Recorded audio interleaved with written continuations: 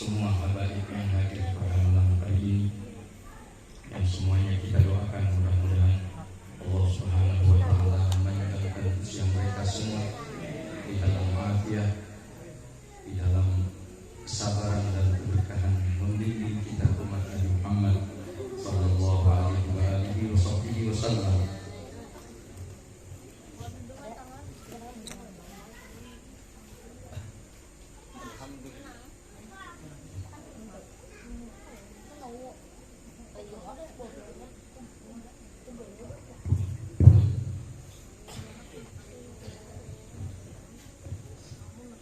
Karunia dari Allah Subhanahu wa taala yang telah menghadirkan kita di tempat ini, diundang bukan hanya oleh saudara Iqra untuk hadir mengagungkan Allah, mengagungkan Rasulullah sallallahu alaihi wasallam, akan tetapi kita hadir di tempat ini diundang oleh baginda Nabi Muhammad sallallahu alaihi wasallam, diundang oleh para aulia al-faqihul muqaddam Muhammad bin Ali Ba'alam, di mana dikatakan bahwasanya guru daripada al-faqihul muqaddam meninggal dunia, wafat, Syekh Ali bin Ahmad Bamarwa. Itu beliau wafat sedangkan Fatih ada di luar kota. Akhirnya beliau nyampe ke kota Tarim, Syekh Ali sudah dikubur. Akhirnya Al-Faqihul Muqaddam masuk ke dalam masjid Ba'alawi dan beliau bersumpah sebelum ketemu dengan Syekh Ali bin Ahmad bahwa tidak akan keluar dari masjid.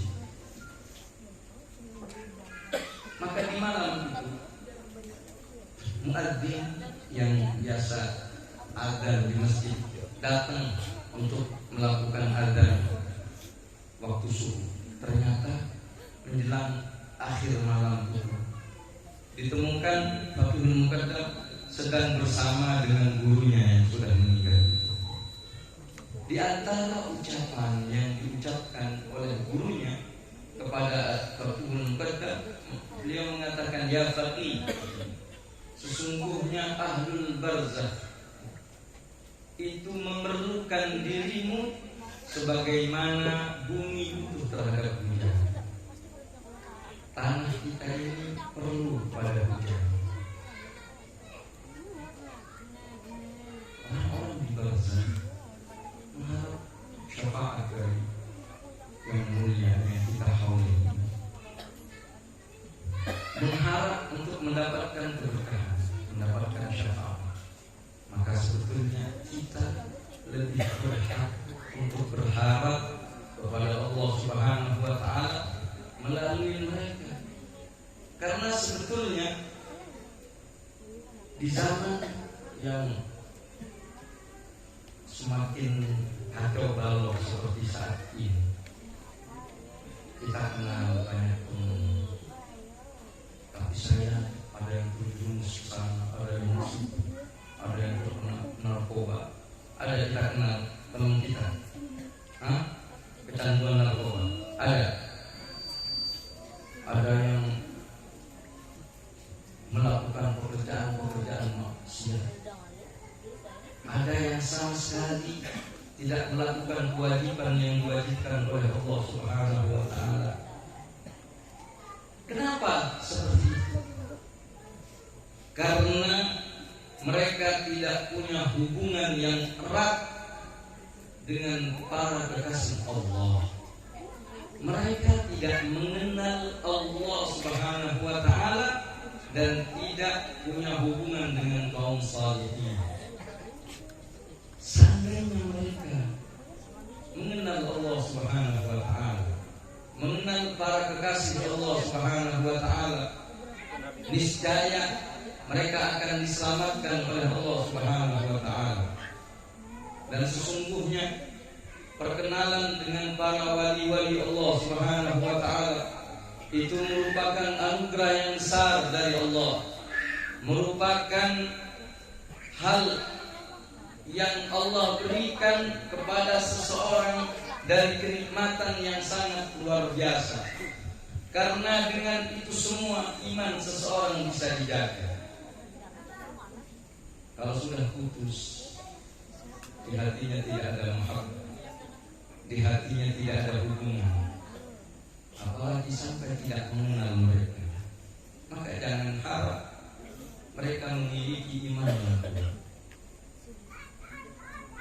Itu para sahabat Rasulullah Sallallahu Alaihi Wasallam. Mereka ketika bersama dengan Nabi, punya hubungan dengan Nabi, iman mereka kuat. Ada seorang sahabat bernama Hamzah berjumpa dengan Rasulullah Sallallahu Alaihi Wasallam, berjumpa dengan Sayyidina Abu Bakar Siddiq. Sayyidina Abu Bakar bertanya, "Kaifa amsayta ya Hamzah? Apa kabar kamu?" Dia mengatakan, "Nafaq Hamzah ya Abu Bakar. Ini Hamzah munafik. Bismillah, jangan ngomong begitu, jelek apa yang kau katakan ini, tidak baik. Jangan menuduh yang bukan-bukan kepada dirinya sendiri. Bagaimana saya tidak munafik? Saya kalau bersama dengan Nabi Muhammad Sallallahu Alaihi Wasallam, ka'annal jannah wan nar baina ainain, seakan-akan surga dan neraka berada di depan mata. Sesuatu yang ghaib kasyahadah, sesuatu yang sifatnya gaib seperti ada di depan matanya yang nyata, dan memang sesuatu itu memang nyata. Maka kata Sayyidina Abu Bakar, kalau begitu saya pun punya perasaan yang sama. Kalau begitu kita ajukan ini kepada Nabi Muhammad Sallallahu Alaihi Wasallam. Kata mereka ketika berjumpa dengan Rasulullah, Rasulullah bertanya, "Ada apa?" "Ya Rasulullah, saya ini munafik." Bagaimana tidak? Ketika kami bersamamu ya Rasulullah, maka kami bisa melihat surga dan neraka. Ketika engkau menyebutkan kepada kami tentang surga, maka itu nyata di depan kami. Ketika engkau menyebutkan kepada kami tentang neraka, maka neraka itu juga ada di depan kami. Fa'idha wallaina, tapi ketika kami sudah pulang, sabaratna amwalana wa ahlana, kita disibukkan ya Rasulullah oleh harta benda kami, oleh anak istri kami, oleh aktivitas kami. Maka kata Nabi Muhammad Sallallahu Alaihi Wasallam, asa ya Allah, memang sesuatu itu ada pada saatnya. Seandainya engkau terus seperti ini perasaanmu, kau bisa menjaga nilai-nilai itu, niscaya engkau akan bersalaman dengan para malaikat meskipun engkau berada di jalanan, bahkan di tempat tidur. Kenapa? Itu setruman yang buat dari Rasulullah SAW. Seseorang yang duduk dengan kaum salihin, makanya dikatakan wuqufuka baina yadayil awliya, engkau duduk di depan para wali, itu lebih baik dibandingkan dengan ibadahmu yang engkau lakukan sekian yang begitu besar. Meskipun mereka yang meninggal atau mereka yang masih hidup. Makanya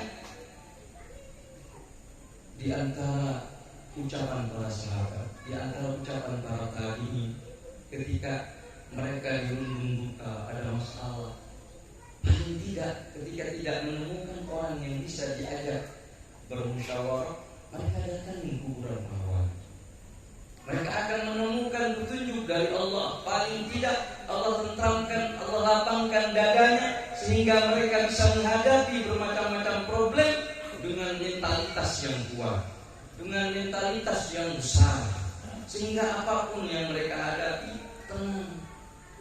Kenapa? Berhubungan dengan para wali. Nah, ini kita sangat penting duduk di dalam acara-acara semacam ini, mengenal mereka, orang-orang yang pernah hidup di muka bumi ini, namun dimuliakan oleh Allah Subhanahu wa Ta'ala. Sebetulnya Allah Subhanahu wa Ta'ala bisa memberi petunjuk kepada siapa yang Allah kehendaki, bisa Allah berikan hidayah. Namun sunnatullah, hukum yang Allah tetapkan di muka bumi ini, bahwa untuk mendapatkan hidayah itu melalui baginda Nabi Muhammad sallallahu alaihi wasallam. Begitu pula mengenal Nabi Muhammad, mengenal Rasulullah tidak akan bisa kita sampai kepada Nabi Muhammad kecuali melalui tanda-tanda tersebut. Para pewaris Nabi Muhammad, ahli baitin nubuwah, sahabat-sahabat Rasulullah sallallahu alaihi wasallam, sampai-sampai Nabi memberi peringatan kepada kita semua agar kita senantiasa berpegang teguh terhadap para pewaris Nabi Muhammad. Mereka lah yang menjadi lentera di muka bumi ini. Nabi Muhammad misalnya berbicara tentang para ulama. Beliau mengatakan al-ulama hum surujul ummah. Mereka adalah lentera, bintang gemintang bagi umat ini. Sebagaimana ketika beliau berbicara tentang keturunan beliau yang meneruskan perjuangan, yang meneruskan ajaran Nabi Muhammad sallallahu alaihi wasallam, beliau mengatakan inni tarikum fikum ma, aku tinggalkan kepada kalian dua hal. Inni taraktu fikum thaqalain, dalam riwayat Imam Muslim, dua pusaka. In tamassaktum bihima lan tadillu min ba'd. Manakala kalian pegang ini dua hal, kalian tidak akan pernah tersesat setelah. Apa? Kitabullah hablum mamdudun minas samaa'i wal ardh. Yang pertama adalah Kitabullah, Al-Quran, sebagai sebuah katalog, tapi yang mempraktekkan katalog tersebut wa itrati ahli baiti walan yaftariqa hatta yarida alihul qaum. Dan keluarga, ketika kita berpegang teguh kepada Nabi Muhammad, kepada para sahabat, kepada ahlul bait, kepada Al-Quran, melalui para ulama, melalui jalan yang mereka lalui, maka kita akan selamat di muka bumi. Selamat kita ini ibarat seseorang yang sedang berlabuh, seseorang yang sedang berlayar, membutuhkan kapal yang kuat. Maka bila mana tunggangan yang kita naiki itu adalah sesuatu yang kuat, maka kita akan sampai ke tujuan dengan selamat. Akan tetapi bila mana kita mengandalkan diri kita sendiri, mengandalkan apa yang ada pada diri kita sendiri, yang kita miliki, kecerdasan kita ini, subhanallah, Allah subhanahu wa ta'ala memberi contoh dalam peradaban para nabi-nabi sebelum kita, sebelum Nabi Muhammad sallallahu alaihi wasallam. Itu Nabi Nuh punya anak namanya Kan'an. Nabi Nuh bilang kepada anaknya, anakku, irkanlah, ini ombak besar, banjir, ayo naik ke atas kapal yang aku bikin ini. Dia enggak. Sa'awi ilal jari ya'simuni minal ma'. Enggak, wahai ayahku, saya akan naik ke atas gunung yang dapat melindungiku dari air. Saya bisa berenang seperti anak sekarang. Saya pintar, saya belajar.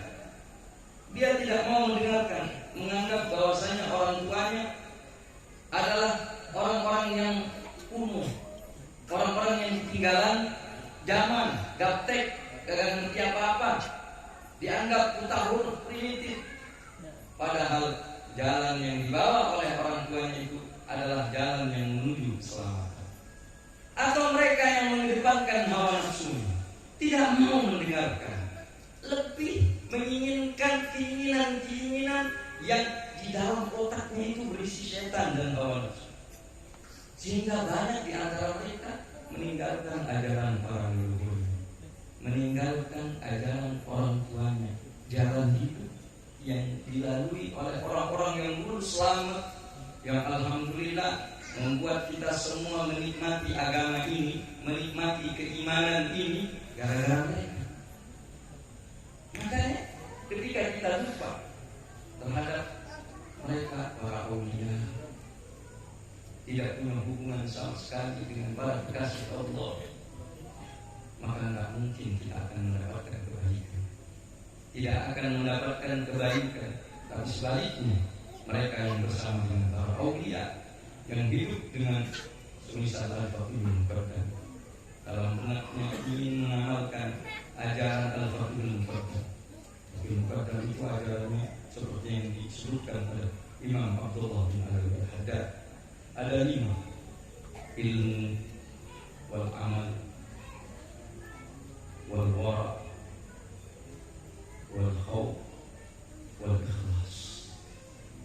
Ini 5 hal yang menjadi ajaran mereka. Kita ambil satu aja paling tidak.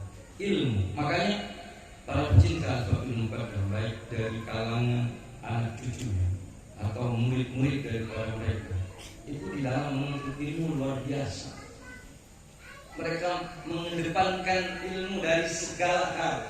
Ada seorang imam, Abdullah bin Umar bin Yahya, punya paman Habib Abdullah bin Husain bin Tahir, guru dan pamannya. Ini Habib Abdullah bin Umar bin Yahya ketika masih remaja belajar kepada pamannya, sering mendengar sebuah kitab yang dikarang oleh Imam Ibnu Athaillah As-Sakandari, namanya Tajul Arus Al-Hawi di Tahdhibin Nufus. Itu kitab penasaran beliau, nyari belum dapat. Dulu tidak seperti sekarang, tinggal download, tinggal cari PDF-nya sudah pasti ada. Ini dicari-cari nggak dapat, selama belum dapat. Ketika ditakdirkan oleh Allah Subhanahu wa Ta'ala untuk kawin, dengerin anak-anak muda, beliau kawin akan menikah. Pamannya tahu, wah ini Allah pasti suka saya kasih hadiah pernikahan ini.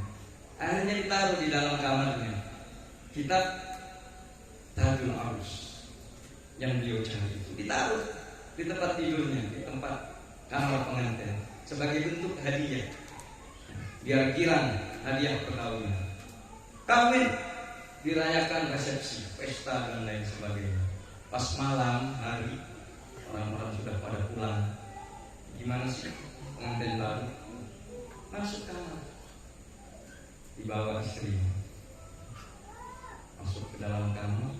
Subhanallah, pas beliau lihat, ada buku di situ, dibukanya. Ternyata kitab yang selama itu beliau cari. Akhirnya istrinya yang masih malu-malu, belum kenal, itu ikut duduk di pojok, diam.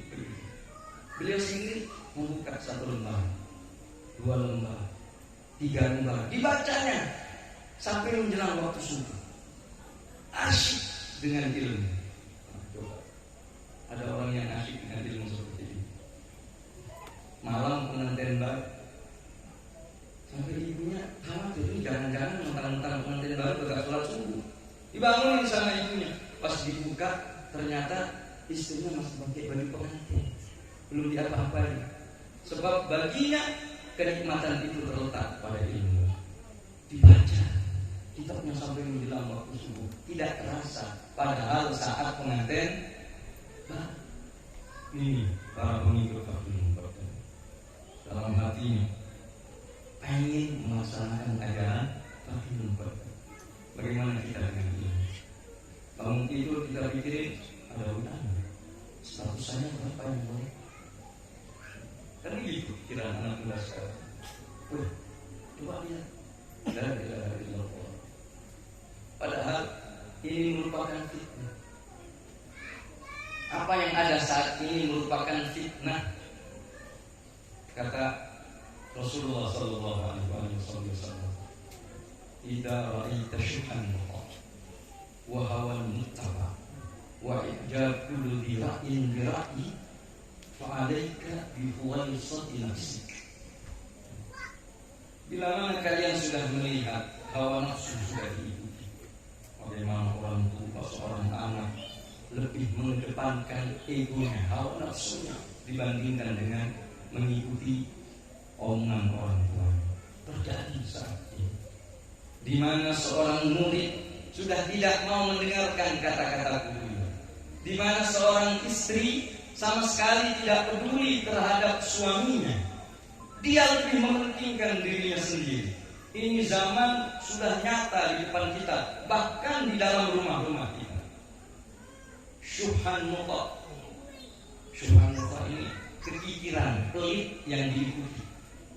Terlalu pelit orang di zaman sekarang ini. Buktinya tidak ada pinjam meminjam yang gratis.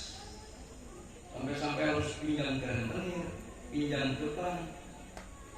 Kalau mungkin ngasih santunan sekali 2 kali, itu bukan melambangkan seseorang itu dermawan. Tapi kekikiran ini sudah diikuti oleh semua manusia, bukan hanya pribadi-pribadi, bahkan antar kelompok masyarakat, bahkan antar negara. Tidak ada makan siang gratis.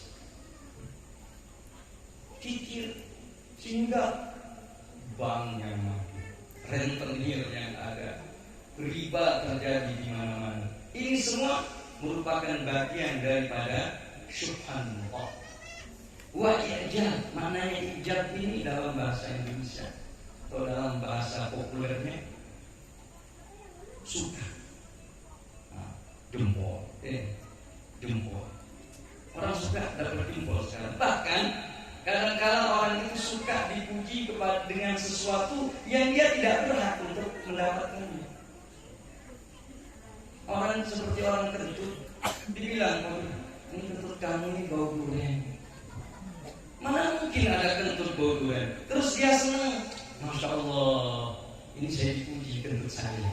Seperti itu, seseorang yang dirinya tidak memiliki apa-apa, tidak memiliki apa-apa, tidak punya ilmu, tidak punya ibadah, tidak punya akhlak, tidak punya adab, tidak punya apa-apa, senang dipuji orang. Senang. Ini bagian daripada akhir zaman, dan itu merupakan fitnatul asr, merupakan fitnah di zaman kita saat ini. Kenapa? Dhaful irtibat bil murabbi, karena tidak ada hubungan yang erat dengan para ahli tarbiyah. Tidak ada hubungan yang kuat dengan ajaran ahli tazkiyah. Tidak mengenal para kekasih Allah Subhanahu wa taala. Kalaupun mengenal hanya sebuah ucapan, hanya sebuah klaim dan pengakuan saya murid fulan, tapi ajarannya, akhlaknya, ilmunya sama sekali tidak diikuti, sama sekali tidak, bahkan tidak mengenal. Hanya sebagai, makanya sekarang orang zaman sekarang ini dibandingkan dengan mengambil faidah, mengambil ilmu dari para guru, para habaib, para asatidzah, para guru, lebih suka, lebih senang di saat mereka selfie dengan mereka. Oh, kalau sudah ada habib, boleh betul kan?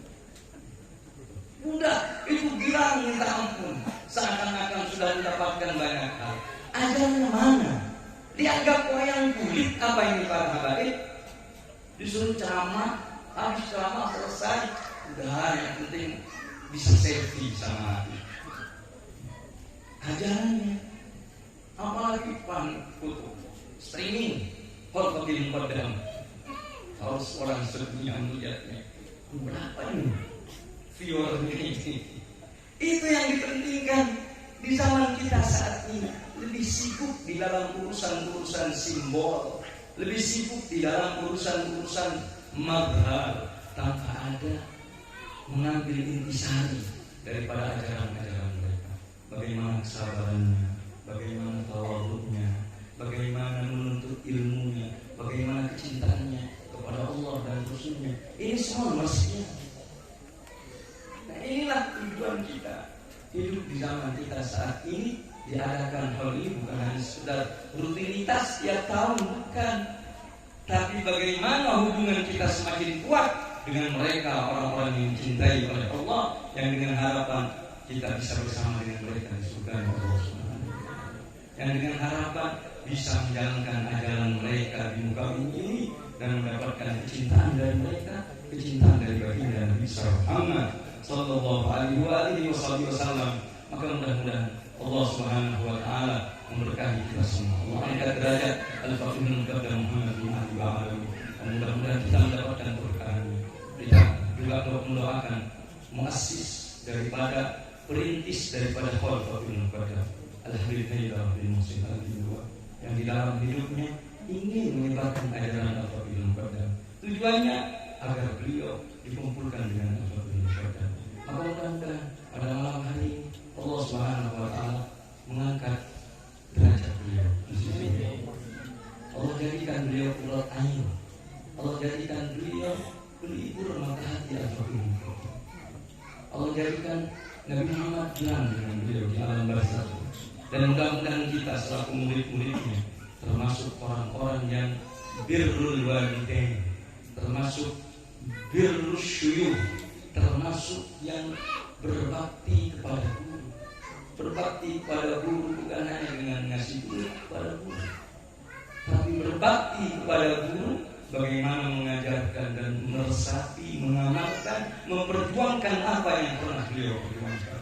Maka mudah-mudahan Allah berikan kepada beliau derajat yang tinggi. Allah ampuni dosa-dosa dan Allah berkahi seluruh keluarganya, anak-anak istrinya, mudah-mudahan panjangkan usianya oleh Allah Subhanahu wa taala dan Allah bimbing ke jalan yang diridhoi oleh Allah Subhanahu wa taala dan Allah berikan cahaya daripada Al-Faqih bin Muqaddam dan kita semua yang hadir di tempat ini mudah-mudahan sama sekali tidak dipisahkan, tidak diputuskan ikatan dengan mereka orang-orang yang dicintai oleh Allah. Innahu akramul akramin wa arhamur rahimin. Wa sallallahu ala sayyidina Muhammad wa ala alihi wa sahbihi wasallam. Walhamdulillah.